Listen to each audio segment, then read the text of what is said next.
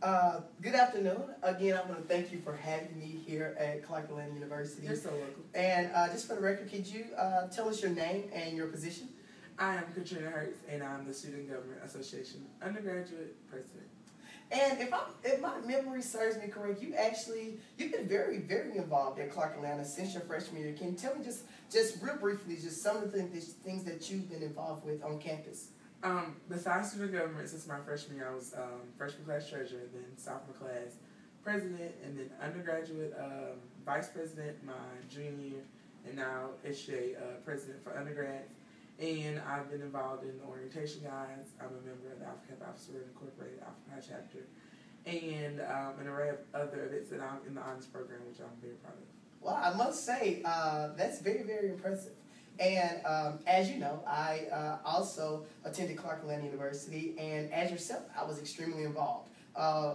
Your resume almost mirrors mine. It really does. So with the class presidents and SGA undergraduate vice president as well as president, so it is definitely a true opportunity for me. I'm very happy that you had an opportunity to see me. I just have a few questions to ask. So currently, as you're well aware, and as I am as well, you know, the undergraduate positions in SGA, they change yearly. Yeah. You know, sometimes you have the opportunity to go up in ranks as yourself from vice president to actually president of the Student Government Association. So, I just have a question. What are your mission, goals, and values for the student government? Okay. If I can speak on the mission and the mission of the Student Government Association as a whole, is really to be the liaison between, you know, the students and the administration. Okay.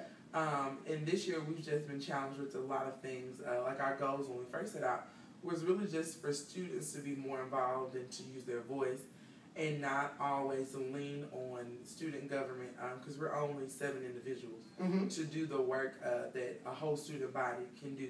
As in, like, you know, a greater effect can be had if so many more people had a hand in the work that we were doing. So I think that we've done that. Our goals have kind of shifted just because of situations and circumstances. So we're really adapting to what the students need and what they want. So I know, for instance, this year we've had a couple of students to bring us some concerns, and just not, you know, taking those concerns, we've actually put them over committee. So they're like the chair over, if it's like the grievance committee, and they're spearheading certain presentations and town hall meetings and round tables. So they will be more proactive on the committee, so they can say, you know what, so SGA, they're actually doing more than what we think, because I serve on this committee, I'm doing this, I'm actually helping them. So it's just not the people within this office that are doing the work, it's the whole student body. And truly understanding what you're saying, because you're in the business of working with people. And one thing that you have to be, one constant that I've learned over my times at SGA, the only constant is change.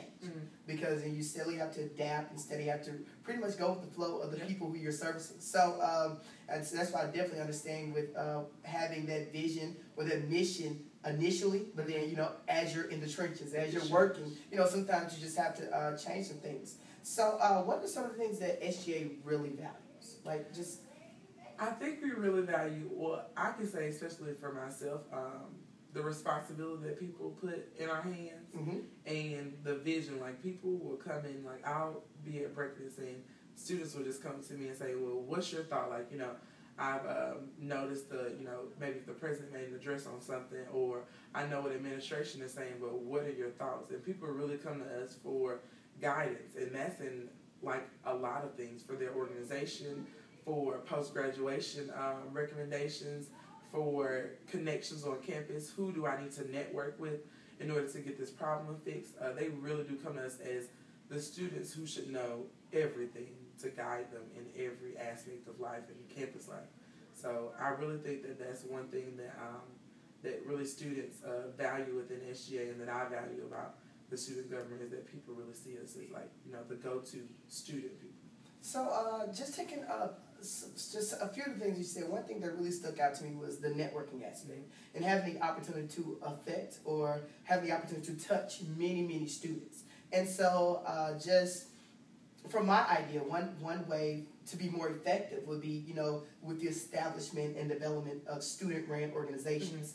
And I just want you to talk a little about, how, what is the process or to get students involved? How effective is your Council of Charter Organizations? How effective are your organizations here on campus? Now, that is something that I'm extremely proud of, because when I came into my position, that was something that I revamped as SGA Undergraduate Vice President. Really, the way to chart an organization, the way to chart a new organization, so people weren't repeating organizations and that there weren't 5 organizations with the same mission and goal on one campus. So this year, under the guidance of Derek Butler, he's actually starting a new path to where when you want to basically start a new organization, you're going through the same stages that I've created, which is kind of like you go through a trial and error, and then you go through implementing some of your programs, and then from there you have to find an advisor, and then you come back for basically a review period to show that you've actually tried to implement your mission and your goals, and to really get involved and see who on your campus really thinks that your organization is needed. So really getting people involved is really letting them know that at any time you can, chart an organization, but that it should have some substance, that it's having an impact on a large group of people, and that you're going to be consistent, when you graduate, that it'll still be here. Exactly. So when we're talking a bit about persistence and worth and value added, as far as it comes to charter organizations, I do have a question. Now, I know this is something that has always been a question. How are different organizations chosen to get funds allocated to them? So can you just tell me, just briefly, what is the formula used to allocate funds to organizations? Now, last year we worked on a tier, which was basically 3 statures of funds. So it's really chosen by at your renewal period, if you turned your stuff in on time, the continued membership in your organization, the impact that you're having on campus, and that's really just scaled by the information that you turn back in, your program reviews, you showing pictures of how many people are coming to these events, and that's the way that it's been done in the past. But I know that the new Vice President of Undergraduates is really trying to do something different, and that's by doing the end of the year evaluation and trying to get more people to come in, and you sit down in front of a panel and you get graded that way to then give you a score, and people with certain scores would get a certain amount of allocation for the next year. So if you could rate the success of the funding formula on a scale of 1 to 10, 1 being the lowest, 10 being the highest, how successful would you rate the current formula? To be honest, I would rate the current formula probably a 5.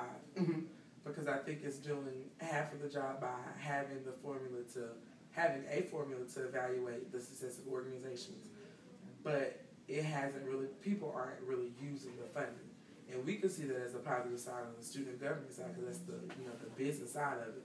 But from the side of wanting people to be able to use the funding, people aren't really being able to do that, because some people are saying $75 isn't that much, or $105 isn't that much. So I think that in the year to come, that number will definitely grow from 5 to hopefully 7 or 8 with the creation of the new process that Derek Butler is creating. Okay, and I'll have a few more questions. Could you describe for me the involvement of your advisor?